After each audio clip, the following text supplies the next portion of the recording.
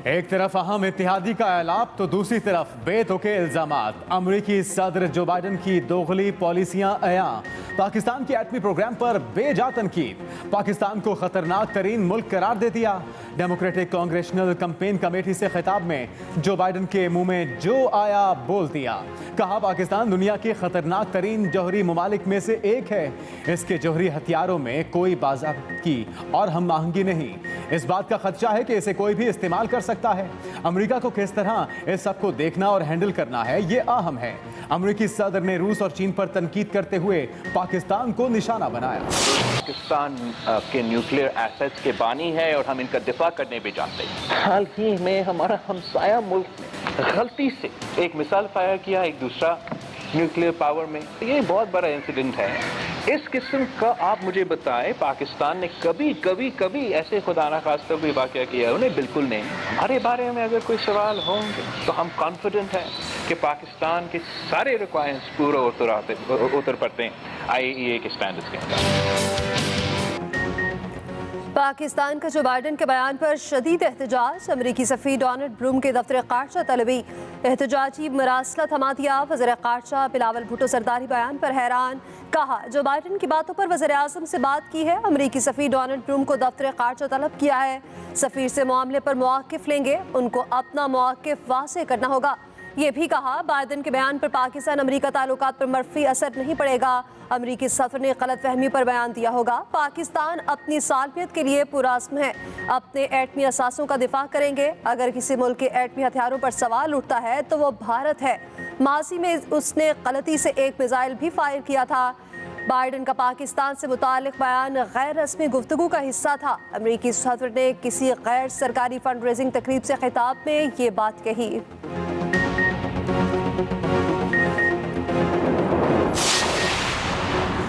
वज़ीर आज़म ने अमरीकी सदर का बयान मुस्तरद कर दिया। हक़ाइक़ के बरक्स और गुमराह कुन करार दिया। शहबाज शरीफ ने कहा पाकिस्तान जिम्मेदार एटमी मुल्क है। पाकिस्तान ने हमेशा जिम्मेदाराना किरदार का मुजाहिरा किया। गैर ज़रूरी बयानात से परहेज़ किया जाए। दुनिया के अमन को असल ख़तरा जौहरी ममालिक के दरमियान असलहे की दौड़ से है। इलाकाई अमन के फ़रोग़ के लिए अमरीका के साथ ताउन की ख्वाहिश रखते हैं। नवाज शरीफ ने कहा पाकिस्तान का जौहरी प्रोग्राम किसी मुल्क के लिए ख़तरा नहीं। तमाम आज़ाद रियासतों की तरह पाकिस्तान अपनी खुद मुख्तारी और सालमियत के तहफ़्फ़ुज़ का हक रखता है। हम जिम्मेदार एटमी मुल्क हैं, आलमी कवानीन की पासदारी करते हैं। उधर नवाज शरीफ का आसिफ जरदारी को भी फ़ोन। सियासी सूरत हाल, ज़िमनी इलेक्शन और लॉन्ग मार्च पर गुफ्तगू। खुर्रम दस्तगीर ने भी बयान को बेबुनियाद करार दिया। कहा एटमी program command and control system के तहत महफूज है।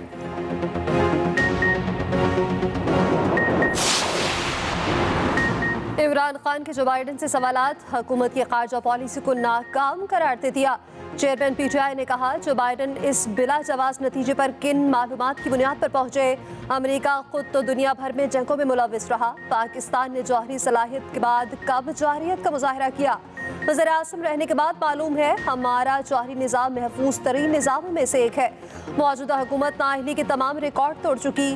क्या ये होती है खारजा पॉलिसी? डर है हुकूमत मुआशी तबाही के बाद मुल्क की सलामती पर भी समझौता न कर ले। शेरी मज़ारी ने कहा अमरीका के पाकिस्तान के खिलाफ फर्जा सराई गैर मुतवक्के नहीं। अमरीका ये सब बाकायदगी से करने का आदी है। बयान पर रिपोर्टेड हुकूमत की खामोशी शर्मनाक है। जो बाइडन बयान पर पाकिस्तान कौम से माफ़ी मांगे। दुनिया के लिए असल खतरा जौहरी अमरीका है, आपका अपने हथियारों पर कंट्रोल नहीं।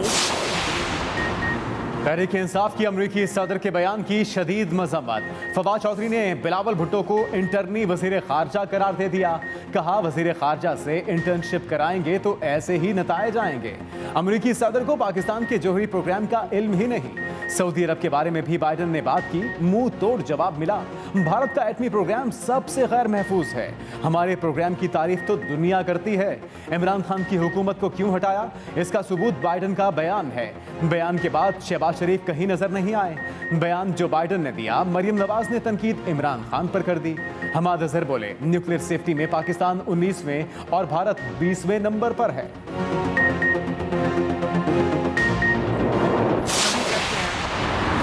कि मुझे पूरा इख्तियार है, मैं फैसले सब मैं खुद करता हूं और मैं दबा के फैसले करता हूं, मुझे कोई रुकावट नहीं।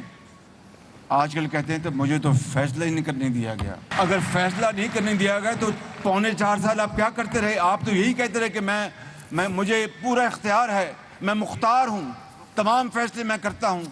ऐसा झूठा शख्स खुदा की कसम मैंने अपनी जिंदगी में नहीं देखा। वज़ीर-ए-आज़म शहबाज शरीफ ने फिर इमरान खान को झूठा, फ्रॉडिया और साजिशी करार दे दिया। कहा, कुछ लोगों ने गालम गलोच की सियासत को फरोग दिया, मुआशरे को तकसीम दर तकसीम कर दिया गया।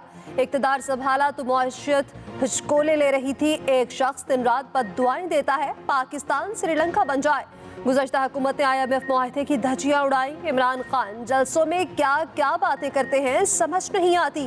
कभी कहते हैं उनके पास इख्तियार नहीं था, फैसला ही नहीं करने दिया गया।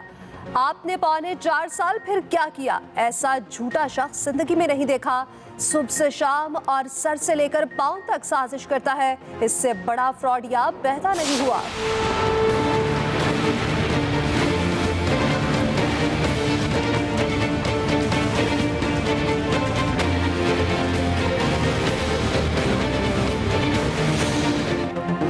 तीन सूबे, 5 जमातें, 7 नशिस्तें, अकेला कप्तान। ज़िमनी इलेक्शन का कल सजेगा मैदान।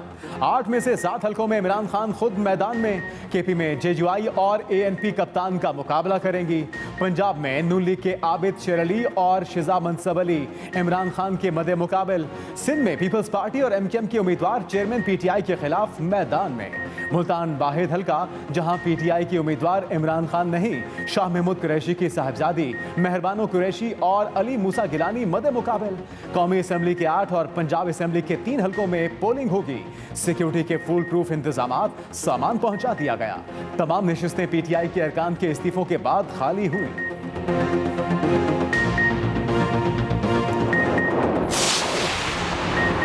हुकूमत का अक्टूबर के बिलों में आवाम को बड़ा रिलीफ। बिजली के रेट में 4.25 रुपए फी यूनिट कमी। वज़ीर इत्तलात मरीम औरंगज़ेब ने बताया, कमी अक्टूबर के महीने के लिए फ्यूल एडजस्टमेंट की मद में की गई। सितंबर के बिजली के बिलों में लगने वाली समाही एडजस्टमेंट जारी रखने का फैसला किया गया। आवाम पर बोझ को देखते हुए बिजली के रेट न बढ़ाने का फैसला किया गया।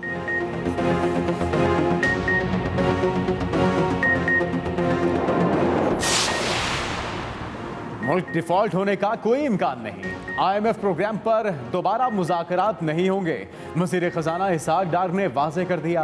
गैर मुल्की खबरसां इदारे को इंटरव्यू में कहा कि पेरिस क्लब के कर्जों के अलावा कर्ज को रीशेड्यूल कराने की कोशिश करेंगे। ज़्यादातर कर्जे चीन के हैं। पाकिस्तान में सैलाब से 32 अरब डॉलर्स का नुकसान हुआ। उधर वज़ीर ख़ज़ाना की डोनाल्ड लू और आमिन तोलोई से मुलाकात, अमरीकी हिमायत जारी रखने का यकीन दिलाया।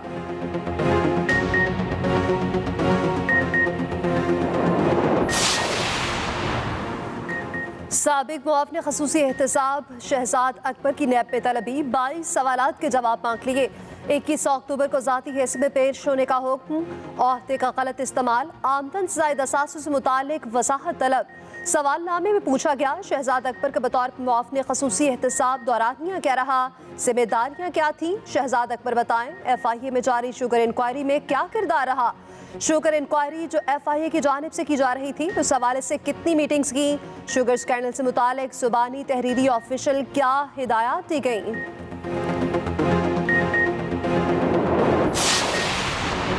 नेस्को के बोर्ड ऑफ डायरेक्टर्स की तश्कील 9 मुतनाज़े हो गई। वज़ीर आज़म और वज़ीर तवानाई आमने सामने।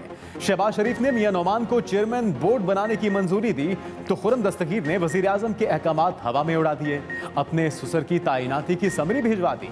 इंतखाब मुतनाज़े होने पर बोर्ड की मजीद कार्रवाई रोक दी गई। वज़ीर आज़म की हिदायत पर समरी दोबारा इरसाल।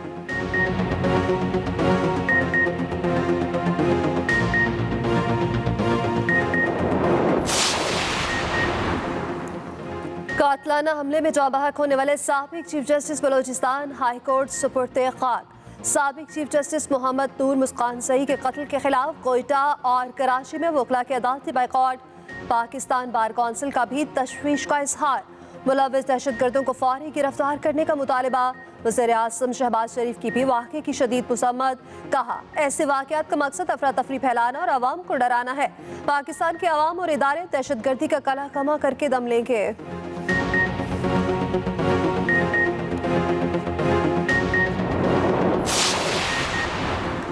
निश्तर अस्पताल में लाशें मिलने के केस में मजीद इंकशाफात। अस्पताल इंतजामिया ने 6 माह से लावारिस लाशों की तदफीन के लिए ईदी सेंटर राबता ही नहीं किया। गुज़श्ता बरस एक बार 12 जबकि दूसरी बार 18 लाशें दफनाई गईं। ज़राए के मुताबिक शोमा एनाटमी के बिल्डिंग के सिक्योरिटी अमले को तब्दील कर दिया गया। छोटे मुलाजमीन के खिलाफ भी कार्रवाई अमल में लाने की तैयारी। मुस्लिम लीग नून पंजाब हुकूमत पर बरस पड़ी। अज़मा बुखारी ने कहा, यास्मीन राशिद साहिबा, इन लाशों की तदफीन की जरूरत है। लाशों को लावारिस छोड़ने का हिसाब कौन देगा? हर सू तबाही और बर्बादी, पानी अब भी मौजूद। सिंध के सैलाब मुतासरा इलाकों का बुरा हाल। सेवन एयरपोर्ट से ताहाल सैलाबी पानी ना निकाला जा सका। 1.5 माह से हवाई अड्डा बंद। थरपारकर में अवाम एक एक निवाले को तरसने लगे। सब कुछ बर्बाद हो गया। 19,000 अफराद रिलीफ कैंपों में मौजूद।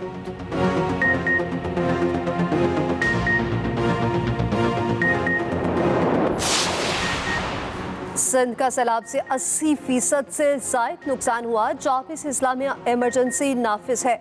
सूबे का आधे से ज्यादा हिस्सा डूबा हुआ है। वज़ीर आला सिंध मुराद अली शाह ने मौजूदा सूरत हाल बता दी। वज़ीर इत्तलात सिंध शर्जील इनाम मेमन ने कहा, मुतासरीन की मुकम्मल बहाली तक इमदादी सरगर्मियाँ जारी रहेंगी। सिंध हुकूमत मुतासरीन को किसी सूरत तनहा नहीं छोड़ेगी।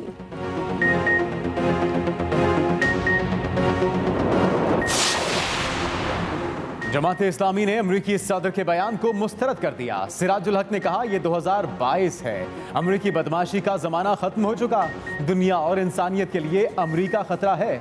उसने नागासाकी और हिरोशिमा पर एटमी हमला किया था।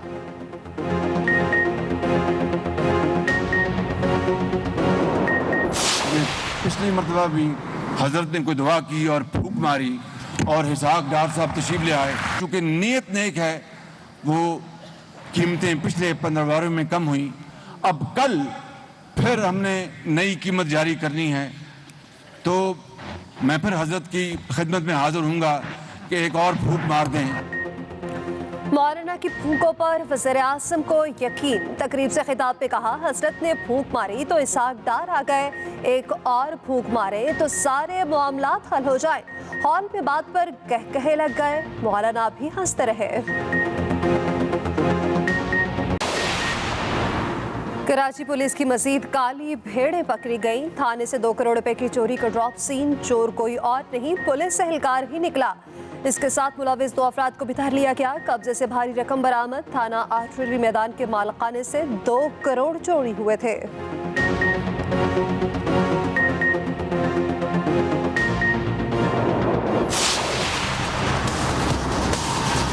हमारा ये था कि डोनर के साथ हम लोग लेते हैं 30,000। डोनर के साथ 4 डोनर 30,000। 30,000। ठीक है। 4 डोनर। आपको यहाँ सीवाली आना पड़ेगा। मैं जो ब्लेड बैग वाला लड़का है जो पहुँचा के भी जाता है ना, उसको मैं यहाँ सीवाली बुला लूंगा। ठीक है। फिर तो वो यहाँ से पेमेंट लेके जाएगा। आपको 2 से 2.5 घंटे का टाइम देगा। आप जहाँ बोलोगे वहाँ पहुँचा के जाएगा।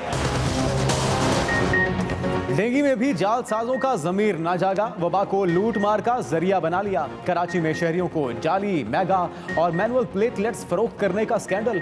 एक्सप्रेस न्यूज ने घिनौना धंधा बेनकाब कर दिया। जाली ब्लड बैंक और मुनज़्ज़म जालसाज गिरोह का खोज भी लगा लिया।